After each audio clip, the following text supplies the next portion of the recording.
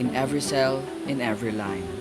A perfect structure, a flawless design, guiding life through space and time.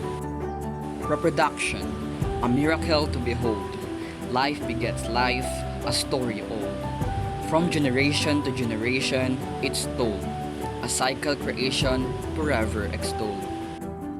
Growth and development, a constant flow. From tiny seed to towering oak. A journey of transformation we all undergo.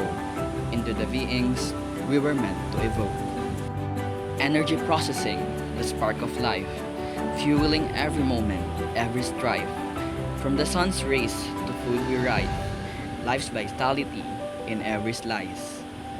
Sensitivity, the gift of perception, to feel the world's subtle complexion. From touch to taste, a sensory reflection.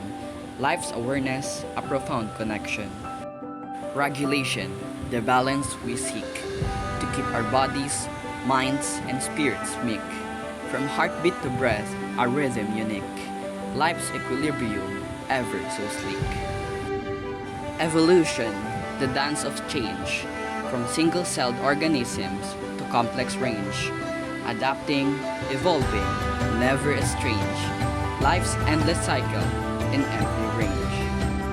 Oh, life and biology, so complex and profound, a tapestry of wonders forever unbound. In order, reproduction, growth, and all around, you are the essence in beauty crowned. So let us cherish and protect with care this gift of life so rare, embracing its wonders beyond compare, in every breath, in every prayer.